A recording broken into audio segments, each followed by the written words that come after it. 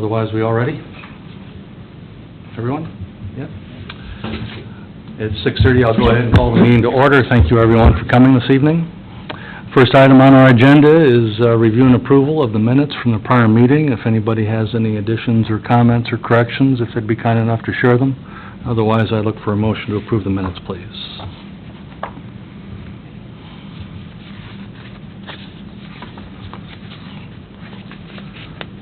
I'll make a motion to approve. We have a motion to approve. Do we have a second? Second. Motion and a second. All in favor, say aye. Aye. Those opposed? Take care of the minutes for this evening. We're going back and looking at a few more fences this week, gentlemen. The first one is a conditional use permit for a fence, and forgive me if I misenunciate it, the Fettkeller property? Right, so I'll just go through this one here and bring us all back up to speed. So this one, you'll recall that the fence was already built before receiving approval for this conditional use permit. And because of that, this neighbor here to the north did reach out to me just prior to the last planning commission meeting, and they indicated that they were not comfortable with an access agreement, and wanted me to bring that back to you all for consideration. A lot of it has to do with the fact that a good portion of the fence was built right up to an existing chain link fence, and so you've got a privacy fence that's right up to a chain link fence, and claims that it's going to be difficult to maintain that distance in between. And then it's pretty much the same thing back here. I never did hear from this neighbor here, so I'm not sure what their appetite is for an access agreement. I was hoping to hear maybe more of an update from Mr. Fettkeller on that one. However, I didn't. So where that leaves us now is we know one for sure isn't going to be comfortable granting access, and we have one that we're just not sure about. So at this point, Mr. Fettkeller did indicate to me that he had been in communication with the fence company and is willing to move the fence in at least 3 feet on this side up here. However, fence companies, with their schedule, it takes, Mr. Fettkeller said, probably 7 weeks at least until they can get the fence company back out to make any changes. So I think in this case, what I would recommend here, we would still approve the conditional use permit conditionally on getting the access agreement from this neighbor here in the rear, provided that if we don't hear back from them one way or another, it's just going to have to be moved in on that side as well when the fence company comes along to move the fence, if that makes sense. Gotcha. And then for this one up here, we would just not require the access agreement, provided that the fence gets moved by a certain amount of time. In terms of a reasonable amount of time for such a project, if the fence company is saying 7 weeks, do we throw a 2 or 3 month window? We've given a reasonable time frame to everybody involved. Yeah, I think that would be the way to go.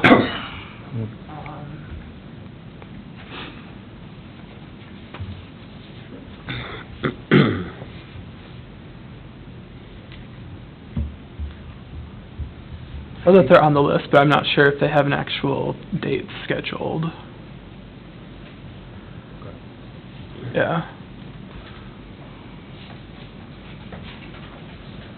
Any questions for Ian?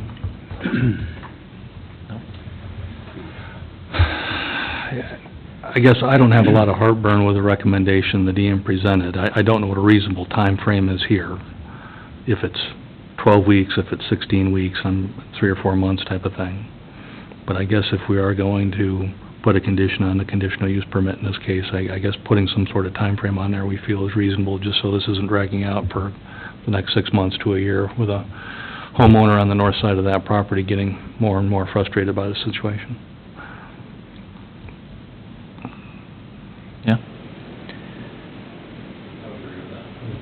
Any strong opinions on the timeframe? No, I think, just make it like October 1st or something like that. And October 1st? that gives you just shy of 3 months. So. Okay. If they're 7 weeks out, they're usually pretty good. Yeah. Pretty good to that time frame. So. Okay, That gives them plenty of time to get that and. one way or another we'll have an answer. Yep. May I take your comment, sir, as a recommendation to approve the conditional use permit with the condition that the fence to the north of the property is moved by the 1st of October? Yes, I will make that recommendation. We've got a motion to approve. Do we have a second? I'll second. We have a motion and a second. All in favor, say aye. Aye. Those opposed? I just had one comment. You had mentioned just the one side. You should mention both sides of the fence to be moved until, if we don't get an easement agreement. Ooh, that's an interesting one. Because it's on, if they don't have access agreement from the other side, we'd have to move both sides. Is there a polite, elegant, graceful way to recommend to Mr. Fettgether, that he needs to go and have this discussion with his neighbor? Well, it sounds like according to Ian, he's trying to reach out, or, Yeah, So- as far as I know, they're... But I would making it. still put that in there as part of the motion and Sure.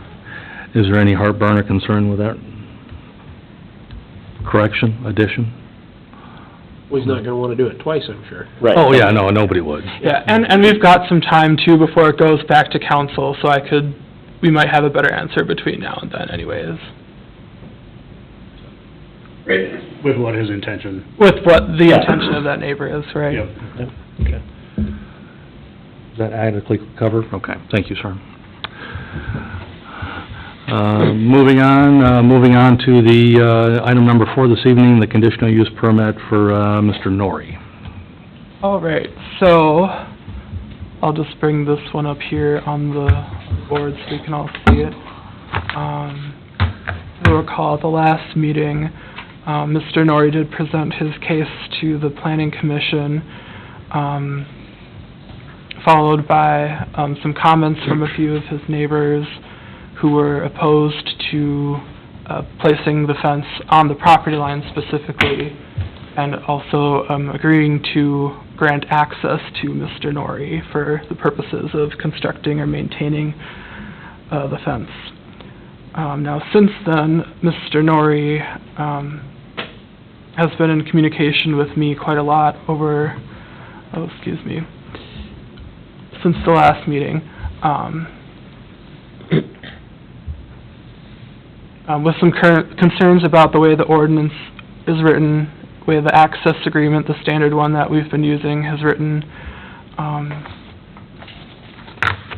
So, let's see, is this... Okay, yeah, this is the right one. So yeah, the neighbors provided pretty much a signed letter stating that they were not going to agree to any of that, all 4 of these neighbors. So there's going to be a bit of an issue. The way our ordinance is written, it says that the city may require that an access agreement is required from each of these neighbors, which right now we don't have an access agreement that the neighbors would agree to. However, it's possible that we may want to consider some changes to the ordinance. I did share with you all the ordinance the way it's written as now, and I did talk to Brad a bit about some of the different changes that may or may not be made, kind of at different extremes of the spectrum there.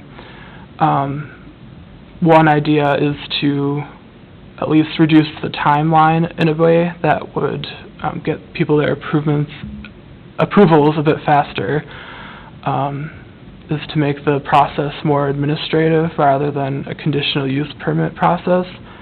And so I think we would still maybe want to keep the same we would still need some sort of access agreement. I think we all want to be on the same page about that. But the question is, do we really have to, in every instance, bring it to the planning commission for a full public hearing and do it that way? Now, beyond that is the agreement itself. let's see. With the language being that it's an easement agreement as it's written in, the standard document that I've been using for, pretty much all of these ones that have come through since then. However, I think maybe it could be made clear that if an applicant wants to come up with their own access agreement, we would maybe consider that, so long as the city attorney reviews it first before it goes to the point of being recording. Just an option there, just throwing it out. But that's kind of where we've got that one. I haven't heard from any of Mr. Norrie's neighbors since that meeting, but after the way things were left, I'm not sure I just didn't hear from them. So, let's see.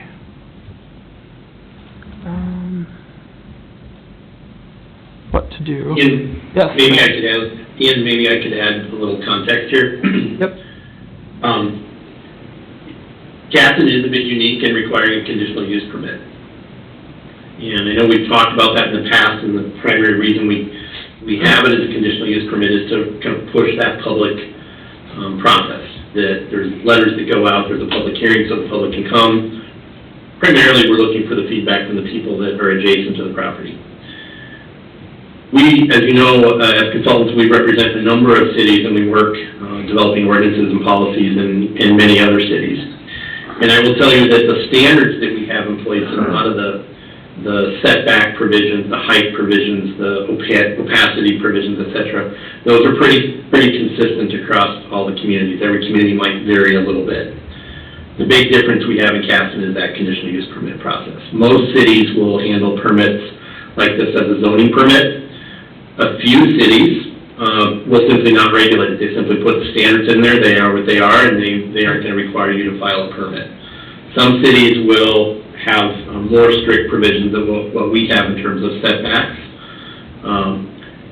Some cities will require surveys, some cities highly encourage surveys, and so it kind of varies all across the board on the details of standards, but primarily the standards that we have are fairly consistent with what other cities have. I think the key things that we want to focus on is making sure that what we approve here is consistent with what our code stipulates, and that we're ensuring we don't create a situation that's going to create a headache and legal problems for property owners, or we don't allow a situation to occur that is likely to lead to legal problems, because those ultimately come back to us. When someone has a property line dispute, that's a private property owner issue. It's not the city's, but the first people they call is the city. And so the city has to investigate to figure out what is the issue. Ultimately, that's your issue, you gotta manage that. So we want to try to minimize those situations, and that's the purpose for a lot of the provisions that we have in this particular ordinance. So as Ian mentioned, I think it's a situation where when we start talking about code changes, which we'll talk about after this, it's more about process in my mind than it is the standards. There may be some standards that we can tweak here and there, and I think as you talk through this particular case, we can talk about, are there standards that need to change relative to this. So just to keep that in context as you discuss the merits of this. Thank you, sir. Do you have anything else, Ian? Well, let's see.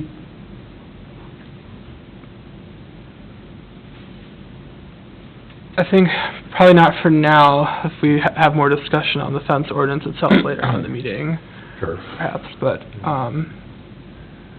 in specific regards to this one, no. Wasn't there a desire at one stage in the game to have Ms. Left take a look at this just from a legal standpoint to see if there were any concerns to be had in that general vein of things? And, I mean, you were at the council meeting, she was very clear that she felt it was, was in line with what she felt would be enforceable, and, I think she was pretty clear about the council meeting that she didn't have any issues with legally speaking. Right. Thank you. Are there any questions for anyone? Ian, Brad, while we've got him?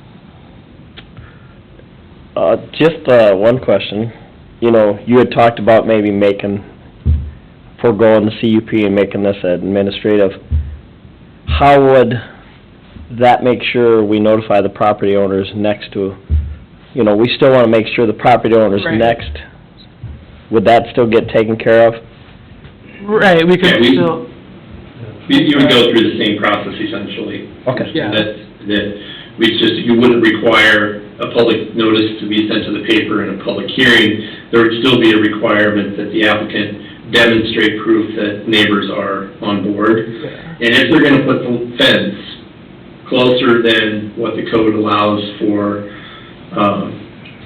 to the property, I think administratively, you can still require that some kind of agreement be put in place. Now, I know there's a lot of question about what is that agreement. What Melanie, I think, gave us input to and drafted here is a very typical access easement agreement.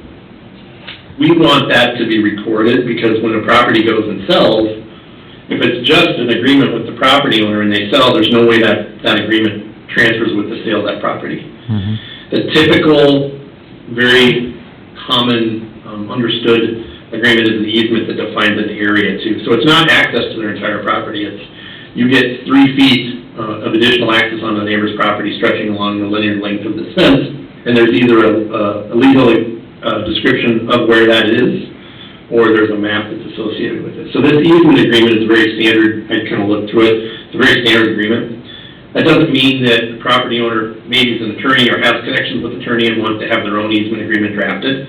All we're really concerned about is that there's a description of where maintenance can be provided, or access can be provided, and we know that that property owner can get access to paint, fix, repair, whatever they need to do for that fence.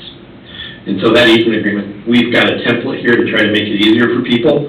They can use that, or they can do their own. And if they do their own, we just want to make sure that Melanie, or the city attorney, just reviews it and makes sure the form and content is right. Thank you. Thank you.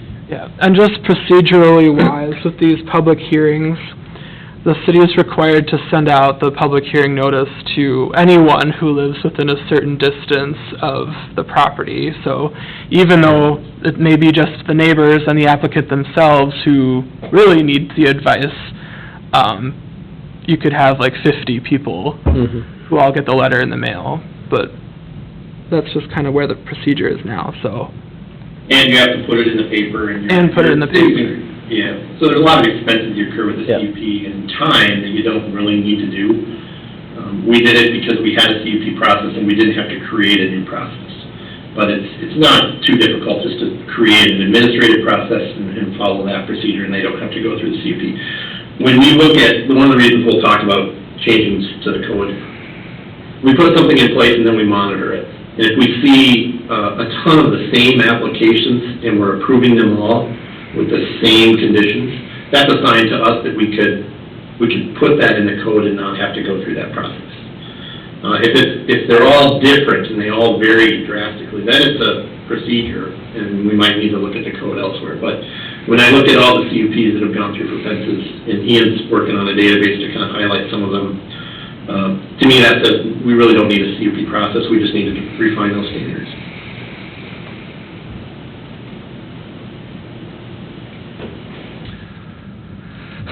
But none of that's gonna probably happen or evolve tonight. No. No, no, but I just like to ask questions. No, and I applaud you for doing it, and we'll thank you for doing it. As it pertains to the Norrie property?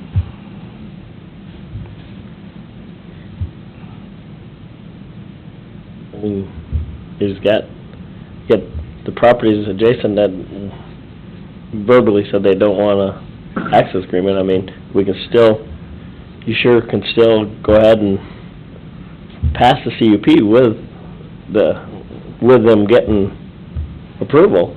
I mean, because we're doing our part, but if none of the neighbors want to do it, I mean, that's not, because he fits the guidelines for a CUP.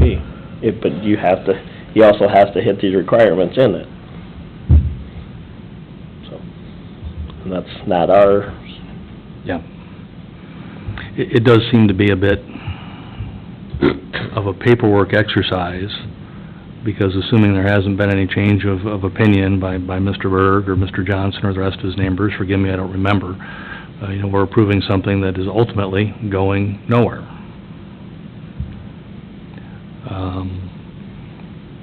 I still personally feel this is an issue among Mr. Norrie and his neighbors, and really does not have anything to do with this body. And the best solution comes from them. It's not anything that I feel I can recommend. I don't bring any more insight to the equation than I feel they have, so.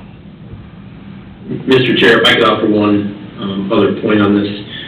So in front of you is a conditional use permit for you to recommend action to the city council. Once you recommend action, and there are certain conditions on that CUP, that recommendation then goes to the council. And as Ian mentioned, there's time for the applicant, since they hear your recommendation, maybe there's things they need to change or want to change.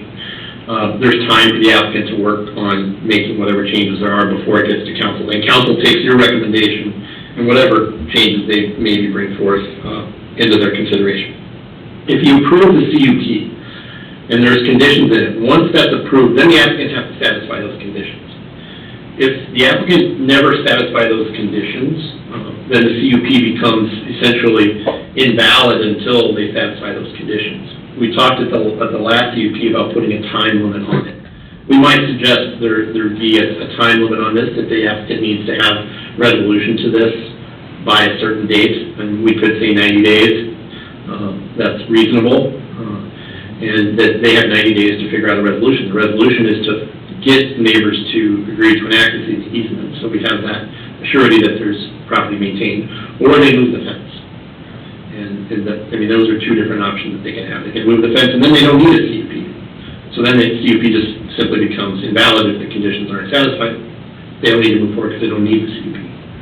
Yeah, So your direction is, you could act on it today, and then it's upon staff and the applicants, once council approves it, to administer it, essentially. From memory, I believe all conditional use permits have got like a 12-month actionable window. If you don't act on them in 12 months, they automatically sunset, if I remember. There might be better language in there than that, but I believe that is the time frame that all conditional use permits are approved upon. So, not that we have to stick with those 12 months if there's reasons to go longer or shorter. I'm just saying, I believe that has been the precedent that we've operated off of for quite a while.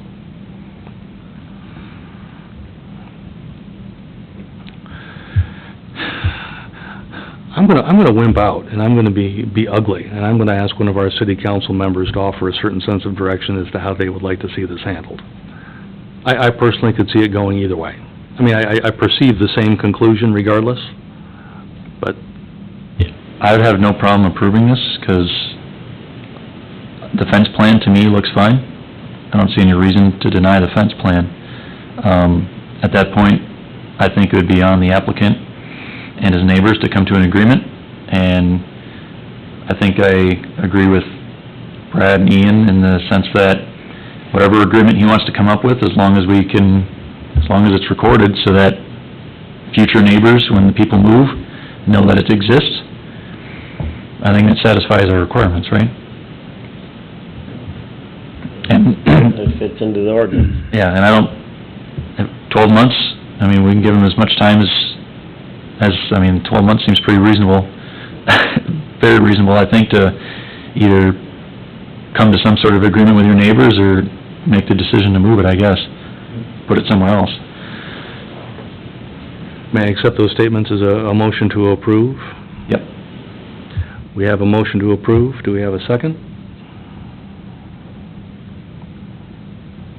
I'll second that. Motion and a second. All in favor say aye. Aye. Those opposed? That would be our recommendation to City Council.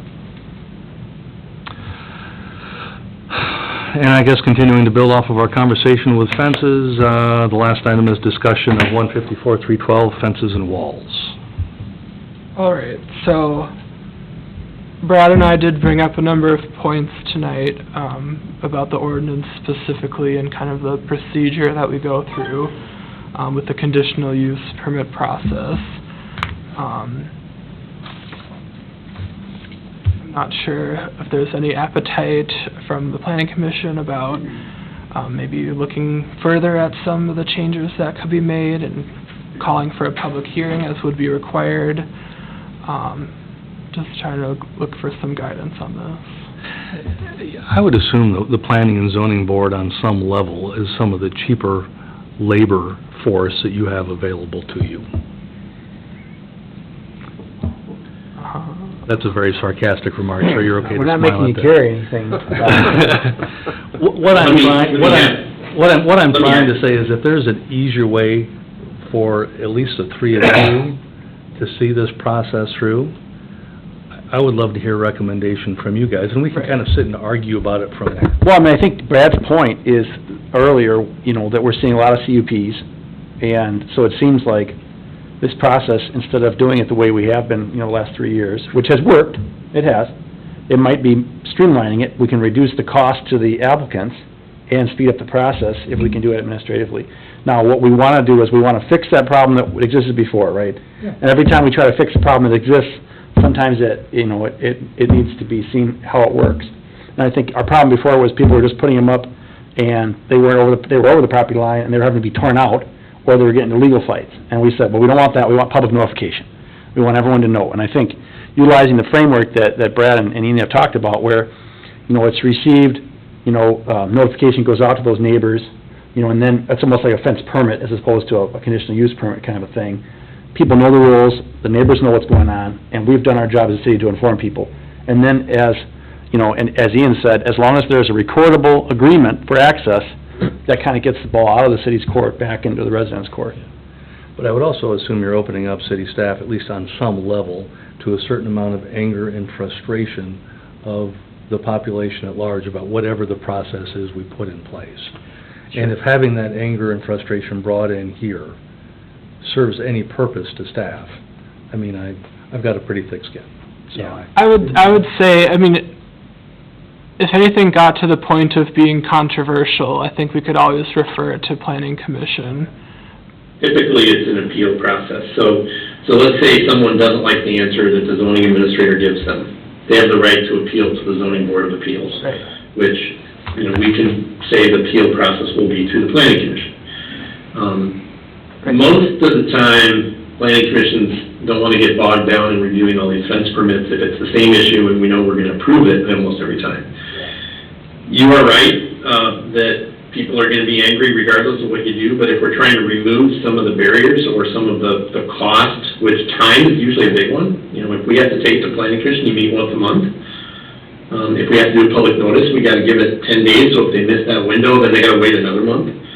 So I think that's the process that we would suggest we try to resolve. If we can do it administratively, and we can handle the ones that are pretty basic and straightforward, we should try to do that administratively. If there are ones that are unique, that need, some deviation or variation in the code, maybe we can create a process where you can find a middle ground between 3 feet setback and on the property line. And that process would be something that comes to the planning commission, where there's more testimonial given, and you guys act more like a jury, if you will. So I think we can come back with a proposal that lays out some of those different scenarios, and we go through those standards and say which ones are the standards that create the biggest hiccup. I think the biggest one I know of is that setback. Is it 3 feet? Is it 2 feet? Is it 1 foot? Is it 6 inches?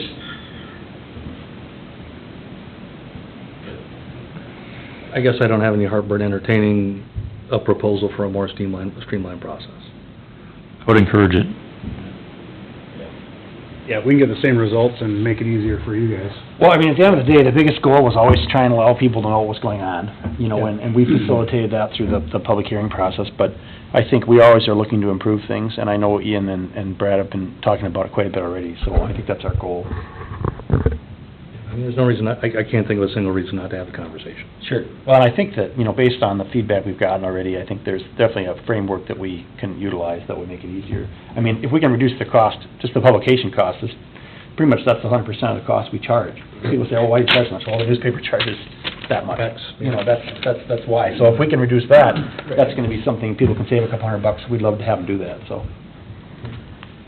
I got a question here regarding this ordinance. Yeah. What is this, A9, I think, about property line definition?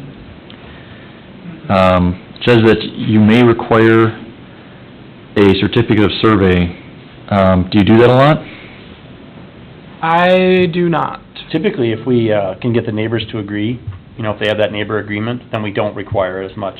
I mean, that is something I've thought of too, as one of those ones where some cities... You ever had a neighbor come back after an agreement and say, oh, they built it on, over the property line after the fact? The only way they would know is if they went and surveyed Got it. surveyed then, right? It's $1,000 now, I think. I would be very cautious about not, giving us the ability to require a survey. Now, that is a place that people will get worked up because, why do I need a survey? I know where my stakes, I know where my seals are. Surveyors are licensed professionals, they're certified, they're insured. If they make a mistake, there's coverage for that, and it's not the city, it's not the homeowner, it's the surveyor who made a mistake in locating the survey lines. Yeah, I think Surveyors sometimes disagree with each other, so I think it's important that we reserve the ability to do that. You don't necessarily need a full certificate of survey, so you can hire a surveyor just to do a property line locate. And that's like $200 or $500. Sometimes that takes time because surveyors are busy, but it's not a, $1,000 survey. Yeah, I guess where I was going with that more is are we kind of taking the stance where if the neighbor agrees to the fence, that they're also agreeing to the location of the fence? I wouldn't say that, no. Because I wouldn't imply that, but that seems to have been the case so far. We haven't had any complaints about a fence that got erected in the wrong spot.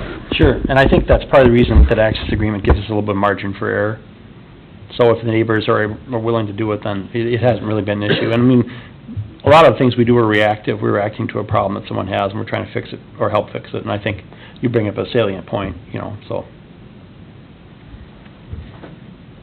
Well, I would say that if we're looking at the site, from a planning perspective, if they come in with a pretty good map of the site, whether it's a plat map or it's an old survey, and they can clearly establish that, here's where the property line is, and we're staying 6 inches or a foot off the property line, we're comfortable with that. I would be comfortable with that. It's when they're saying, we're gonna build it right on the property line, and you've got some wonky property lines, then I would just remove any question, and it's to their benefit, by the way, as much as it is ours.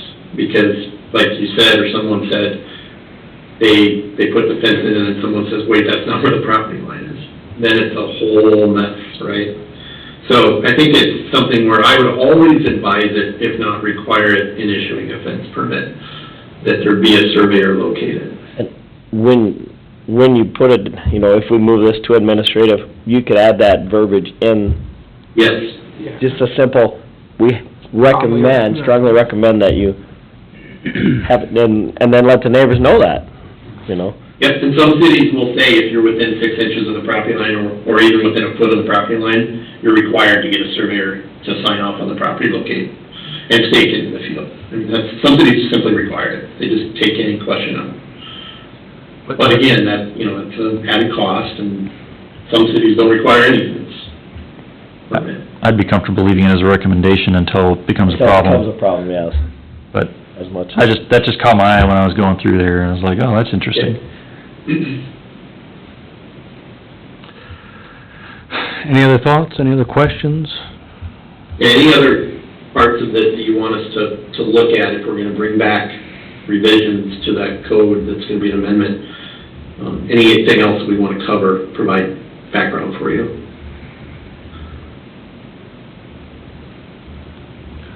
Yeah, I guess I don't have any, my initial thoughts and my initial comments were driven by the idea of not necessarily making any changes outside of streamlining the process.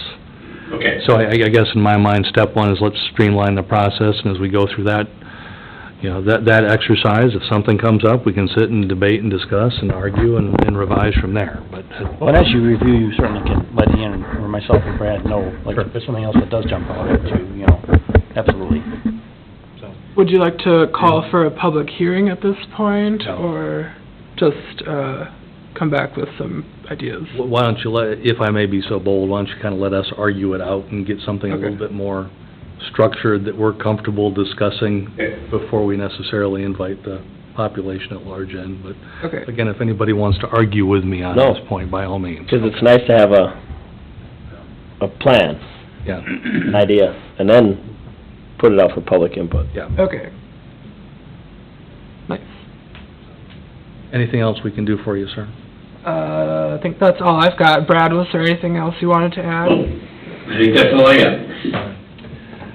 Well, thank you, that was very helpful, everyone. Well, thank you. I think you do about 90% of the work on these things. We'll go ahead and adjourn the meeting. Thank you all for coming. Thank you.